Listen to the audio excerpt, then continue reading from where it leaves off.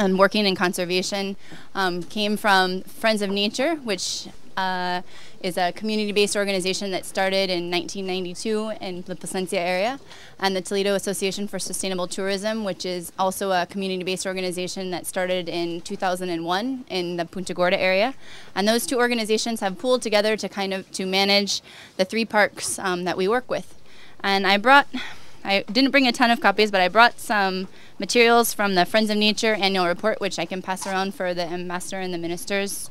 And also copies of our science report for Gladden and Laughing Bird, which there's more copies of, so you guys can have an idea of what exactly it is that we're doing. But basically, C focuses on 3 main areas. In addition to organizational development, we have a strong enforcement program. With the Fisheries Department and the Forestry Department, we have a team of rangers that is stationed at each of the 3 parks. And those rangers are responsible for all of the enforcement activities at the park. So that means they patrol to enforce fisheries laws, to enforce tourism law and Belizean law wherever possible. And you've seen some of them come up and dock here today. Some of these are our boats out here, and you'll see them when you go out into the whale shark zone, patrolling, trying to enforce the laws and to make sure that the park rules are respected. And they're doing a really excellent job. We're very proud of our rangers. In 2008, we expanded to start doing special enforcement, which is looking at enforcement not only within the 3 parks that we manage, but in the areas that come in between. Because some of the biggest problems we have here in Belize are illegal fishing or fishing from people who may or may not be legally allowed or legally Belizean. And so we're trying to cut down on some of those instances of night fishing, using nets in the reserve when they're not allowed to be, and so forth. And we've seen some really good response from our special enforcement program, and we're looking forward to continuing to work with the fishermen, both enforcing the law and educating them so that we can hopefully have better parks. The other area that we focus a lot on is the science area, which is what I am actually responsible for. And we do an extensive monitoring program for all 3 of our parks, and including some of the buffer areas. We monitor for coral health, reef fish health. We do extensive monitoring for commercial fish species, specifically conch lobster and some of the finfish. We do spawning aggregation monitoring because here at Gladden Spit, as you may know, we have one of the most active and most diverse spawning aggregation sites. In fact, we're pretty much moored. It's right out this way, and hopefully you guys will get to go out there. And we have over 34 species of fish that are known to come to this specific site to spawn and aggregate. And we do diving every month to count the fish, to see what's going on with the fish populations, because they're the basis for not only the fishery but also for the whale shark tourism, because the whale sharks are coming based on those spawning aggregations. And there's some data, I think, in the reports about some of the monitoring that we've done, some of the results that we've seen. We have seen a fairly stable level of fish out at the spawning aggregation sites. And one of the things that Dwight helped with last year that we looked at was trying to see if we were seeing any park effects at the parks. And we did see some, and so we're happy to say that it does look like some of our no-take areas are working, especially when it comes to conch. We find more conch in the no-take areas than we find outside, which indicates that our parks are doing their job when it comes to fisheries. The other area where we work really hard is with, of course, education and outreach, trying to get out into the communities and get them more aware of what we're doing and why it's important. And one of the areas that both Friends of Nature and TSN now see have had a lot of success is with community involvement, especially when it comes to schools. So we've had a lot of programs where we go into the schools and we're teaching the kids why the coral reefs are important, why we should preserve them, what's important about them. And then we actually get the opportunity to bring them out here as much as we can so that they can actually see and get a hands-on experience of what's going on. And that hopefully will make them want to conserve it and want to go back to their families and back to their communities to try to improve the environment. So those are some of the areas that we have worked on. When it comes to climate change, because I know kind of one of the focuses of this meeting is climate change. Belize, as most of you may know, last year kind of has revived its coral reef monitoring working group. And with that group, in partnership with that group, C has played an important role in monitoring at the 3 different parks, trying to evaluate what effects we're seeing from bleaching. And actually, prior to the formation of that working group, C had been doing monitoring specifically at the Sapodilla Keys, trying to see what was going on when it comes to coral bleaching, how our corals were being affected. And last year, we saw about, you guys know, do people know what coral bleaching is? Do I need to explain that? Okay. Basically, what happens with corals is when the water temperature gets too hot, they get stressed out. And when corals get stressed, what they do is they kick out this little tiny algae that they have that lives inside their cells, and they turn white.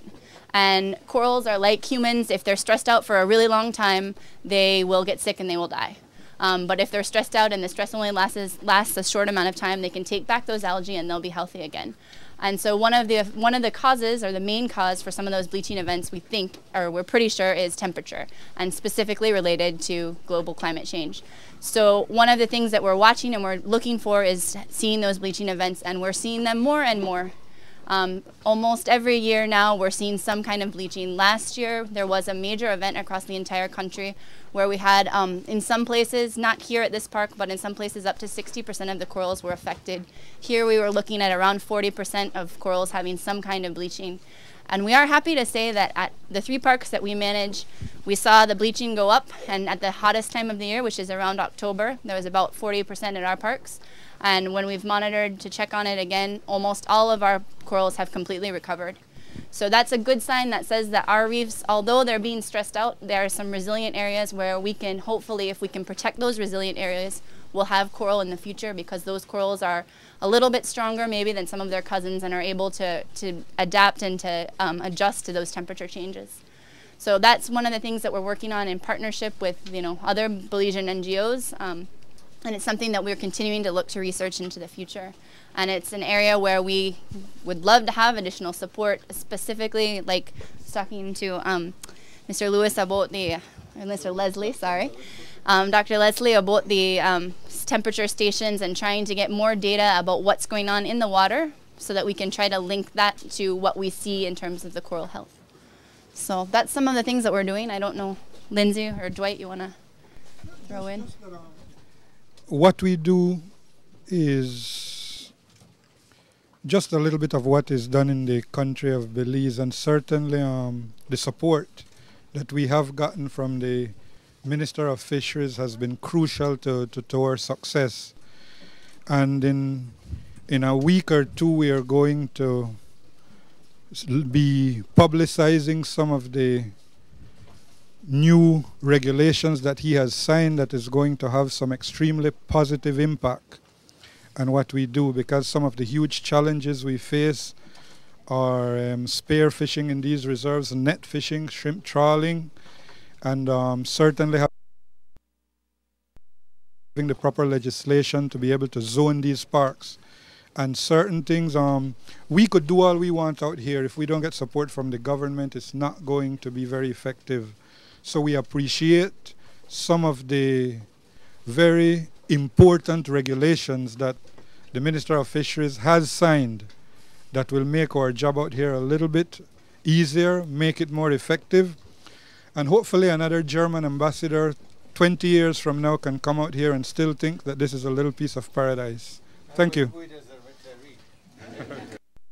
Okay, and there we heard a presentation there by Lindsay Garbett and Jocelyn talking to us about the work that C is doing. So we learned about C. Yes. And then this work. Doing a lot of good work, right, Steffi? Yeah, they do great work, and we want to work with all these environmental NGOs together. So we will see which programs they have. Perhaps we can fit in, or we can work on one program together to do it for Belize. And I think it's important to know each other and to work together. Okay.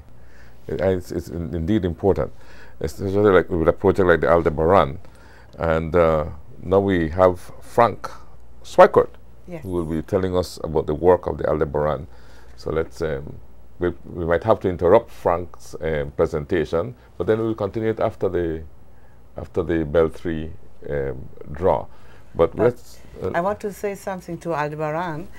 It's really, really hard for Frank to bring the Aldebaran to Belize. In the beginning, the first time he came on the sea, it was 3.5 weeks or 4 weeks.